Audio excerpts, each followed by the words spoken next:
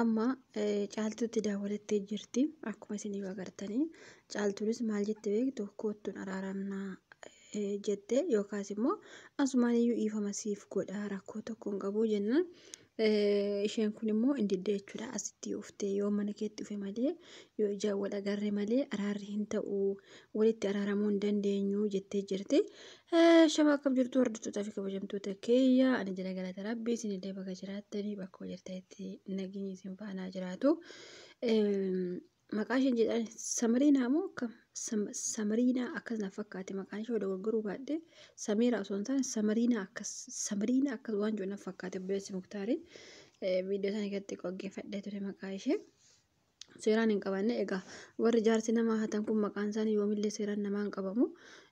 Maal isinitti fakkaate yeroo isheen har'a daawwaltee fi kana caaltuu akka isheen koottu jettu barbaadde ani waan hubachuu tokko qabdan isinii dhugaa rabbii intalli kun maaliif akka isheen caaltuutti araaramuu barbaadde namoota baay'ee hunda keenyaaf iyyuu galuu dhiisuu mala isheen amma yookaan lubbuu caaltuu waa gochuuf yookaas immoo akka isheen hirmaayyuu jireenya isheerraa akka tokko taatee sammuu ishee wallaaltee teessu gochuu fi akkuma hirmaayyuu akkuma isheen mucaashallee guddifanne gochuu fi malee intalli kun jaallattee itti araaramti isinitti hin fakkaate isinii galee jaallattee itti araaramtee amma caaltuu waliin fira taatee jiraattuuf jettanii hin shaawwadamina maal gochuuf itti araaramti rakkoon ishee maali maal rakkatte maal badhaasuuf waan badhaafamuu qabdu badhaafamte abbaa manaa kana fakkaatu fudhatte amma immoo maaltu hafe rakkoo maaltu jira dhugaa rabbi maaltu hafe maal barbaacha araaramti inumaa hin saalfattu osoo ta'ee sooma caaltuun walitti araaramna jechuun isheenillee amma natu ifama ishee gaafachuu qaba anatu dirqama ishee gaafa okay ifama wal gaafachuu waan gaarii garuu akkasitti miti kan ifama wal gaafatan ifama gaafachuu waanuma jiru okay lamaan keessanuu Muktaartu busha waan ta'eef rakkoo hin qabu garuu intala kana osoo irraa fagaatanii baay'ee gaarii caaltuun osoo irraa fagaattee gaariidha malee osoo itti araaramtee dhugaa rabbiin intalli kun caaltuu yoo ishee waa hin goone yoo intalli kun immoo ugumaan caaltuutti maaliif gubattee jirti ka gubattee bakka mar'imaa ishee kun gubattee jira tokkoffaa abbaa manarraa fudhattullee milkooftan jirtu bara sinama baay'een keessa Muktaarii arrabsitanii Muktaar ati kana ati gadheedha ati maalii jettanii namni waan namatti godhuun beektan waan namatti dibuun beektan dhugaa rabbi intalli kun amma akkaatuma itti isheen Muktaariin jaanjeffattee qabattee yoo ayidoon naannoo ibaa jira dhugaa rabbi anaan indee ani yeroo tokko abjuu wayii na fakkaataa bara. Akkaatuma isheen qabatte har'a immoo kaatee ittuma daawwalattee mana kee dhufaa koottu ittiin caaltuu illee koottuu caaltuu bakka caaltuun koottu jette sanatti dhaggeeffattee deebitanii koottu dhiifama siif godhaa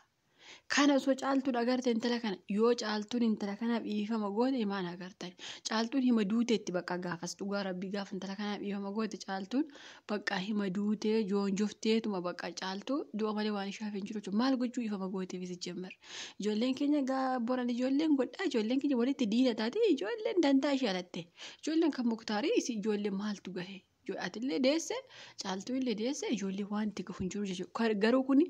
tooftaa ittiin caaltuu harka keessa galfachuuf deemtu nama takka gamatti baqachuu qabdaati beeke erga ganaa ufee waan akkasii godhee si miidhee iita soon taane gamatti namni kun maaliif natti araaramuuf ka'ee maal barbaada maal rakkatte habiibti fudhattee hoo irsoo fudhattee jireenyoo diigde maaltu si hafee nan itti daawwalatta giiftii koo maal rakkatte maal dabalachuu barbaadde fudhatte kan fudhattu dhugaa rabbi fudhatte maaltu itti hir'atame amma fudhatte irsa fudhatte rakkoo maaltu jiraatame amma isheen amma maaltu ishee gube beektanii maalumatu baddee turte eessa akka isheen deebite hin beeku waan dhugaa rabbi maaltu ishee deebite beektu amma maaliif deebite beektu gara miidiyaa kanatti akka baddee turteemi caaltuun maatiin Muktaar caaltuu jaalatan isheen viidiyoo san agarte obboleessi Muktaarillee akkuma isheen amma jettu iyyuu situ mana kireessee fi situ waa tokko godhee fi ishee jettu obboleessi Muktaar maal jedhee bushaan suni rakkoo ishee ilaaleen godheefi jedheen haadha mana obboleessa kiyyaa ishee bichaadha rakkoo ishee arginaan manallee kireessee fi horiillee baga goonee jedhe isheen kana gubatteetu akkam caaltuu jaalatanii akkam na jaalachuu didee akkana boqoo urgufattee kaate malee maal rakkatte dhiifama gaafattime amma isinittuu fakkaata amma dubbiin dhuguma intalli kun dhiifama gaafachuuf ta'ee caaltuu jaalatteeti jettanii amantan isin hordoftoonni isaanii. Dhugaa rabbi isiniin jedha bara. Isinitti iyyuu fakkaata. Masaanuu inda'uun masaanuu eessaati kabuftee masaanuutti natti araarama inuma jirti Itoophiyaa osoo anaati jecha dhugaa rabbi isinitti hima ani yeroo baay'ee miidiyaa kanarraa hin qallada hin qoosa malee amma waa'ee fayyuuf waa'ee sabboontuulee nan qoosaa sirriitti dubbadheen beekan dhugaa rabbi isiniin jedha maaliifi jechuun ani ijoollee keenya Oromoo kana sirriitti waan takka takkarratti dubbachuun barbaaduyyuu malee ani osoo caaltuu kana ta'e osoo caaltuu ta'e dhugaa rabbi dhiifama siif godhaa jetti miti. Duqqisiitu madhee ishee eega duqqisiitumee gurra ishee kana luka ishee kana gidduu daabboo ishee fa'aa kutee barbareetti bu'ee ishee nyaachisa dhugaa rabbii irraa kukkutee afaan ishee kakkaa dhugaa rabbii isiniin jedha irraa kukkutee ishee nyaachisa biyyee nyaatti abbaa manaa namarraa fudhattee kaatee ammoo deebitee walitti araaramnaa biyyee nyaatta kaadhuma isayyuu araara kadhatta dhugaa rabbii faalmata caaltuun. Ana taatee caaltuu dhugaa rabbi isinitti amantan amanuu usuu anaatiimu biyyee ma nyaadha du'eetuma biyyee nyaadha malee masaanuun uftee dhiifama naa godhii miti osoo isheen dhiifama naaf godhi jettee koottu jedhan akkuma ramma caaltuun koottu jettee bara caaltuun akkuma isheen koottu jette kana koottu jedhee qophaa'ee ishee eega yoo waan fedhallee gochuu dadhabe wanti fudhee. Eeboo beektan yookaan hanqaaqsee abidda keessa kaa'ee diimesse gugguba fagaara ishee kana gurra ishee kana fuula ishee akkas bareedu kana guggubee balleessa. Garbi maa rabbumti jedhee dhaqiin dhaqxee immoo caaltuun immoo yoo gadhiifte caaltuuma sana qabanii tumuudha. Garbi takka abbaa mucaa irraa fudhattee jireenya adda diigdanii kaatanii ammoo akkamitti hundee. Numaayyuu dhiifama naaf godhe habiibtiifa hin jiru dhiifamni hin jiru takkaa diigde takkaa akka isaan adda bahan goote fudhatte fudhuu deemi muktaarumaa kalaas fudhadhuu deemi kalaas sifaa jette caaltuu fudhatte ijoollee mucaa ishee fudhattee mana maatii ishee galte haa ta'u magaalaa mana kireeffatte haa ta'u erguma horii ooffatte caaltuun ishee asin deebine sagalee ishee alhamdulillah ati har'atti daawwalte yennaan ageenye sagalee ishee erga ageenye jaalamaa ol fidne kana hunda eenyu badii qaba. Intala samraanii jedhan kana samraanii moo samraanii jettan maqaa ishee kana badii qaba. Maayuu ganaa dhiifama gaafatta hin ta'u dhiifamni masaanuu hin jiru yoomillee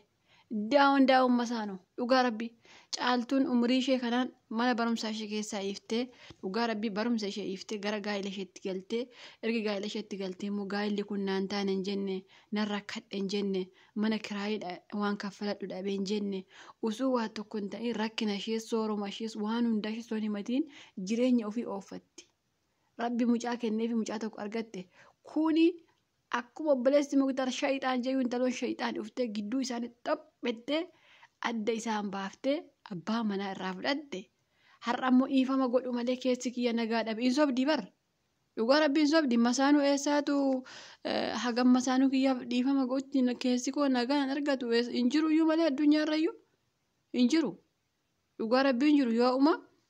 yeroo isheen nafuun dura deemte viidiyoo jettu keessi kiyya na gubate isheetti addunyaarra deemu keessi kiyya na gubate abbaan manaa kiyya yeroo hundaa maqaa ishee waama keessi kiyya na gubate yoo jettee kanaaf addunyaa kanarraa ishee balleessa nama jedhee murteeffate malee namni masaanuu walitti nu araarsa. Ishee osoo illee muktaarii fi caaltuun nageenya qabu ta'e ookee rakkoon qabu walitti nu araarsa yoo itti yoo homaa tokko rakkoon qabu. Amma garuu caaltuuf muktaaruu wallolanii caaltuuf muktaaruu hin araaramne ishee waan maal taate ufteetti araaramti. Maal ishee fuudhamu? Maali? Dursa abbaan manaa Faatimaa araaramne hoo ishee maaltu gashee uftee itti araaramte isheen sila maaliif maaltu fiigse ishee dura maal rakkatte? Yoo booddee muktaar itti araaramte akka isheen muktaar jibbituuf waa itti gochuuf. Abadan hin ta'u. Caaltu caccabsii kaa yeroo isheen mana kee uftu dhiifaman godhiife. Tumi mataa ishee gadi gombisii tumi dhugaa rabbi hin ta'u reebi hin ta'u dhiifamni hin jiru deem muktaar ma waliin kalaas dhugaa rabbi muktaar ma waliin muktaar si fuudhe sargii keessan godhaa ofirraa shaasharran baa jedhaa jira amma muktaarillee huqqatee deebi'e bara. Dhugaa rabbi meeshaa muktaaree ilaalaa huqqate ishee illee huqqatte maaltu itti badame maal rakkattani maal taatani mushurraa waliin gabbiftanii gabbattanii achi deebitanii maal taatani Waan rakkatanii jiran bara. Waan rakkatanii caaltuu yoo gaafatan waan malee caaltuu yoo gaafatan isa rakkoo wayii gidduu isaanii jira. Yookaan immoo isheetu ulfaa'ee wayya rakkoo wayiitu gidduu isaaniitti ka'eeyyuuti furmaanni kun yoo gara caaltuu deemine malee hin jiru jedhanii as deebi'an. Intalaan Muktaarii illee huuqqiste ajjeeste huuqqate Muktaarii illee harkasaa waan inni fakkaatu. Dhugaa rabbi huuqqate yoomtollee fi Muktaariifis argishee waliin ba'uu jalqabe. Dhugaa rabbi inuma dhiifama naa gootu malee keessi kiyya nagaan argatu hindee eessaa bahee seerra akkasii masaanuun akkas namaan jettu.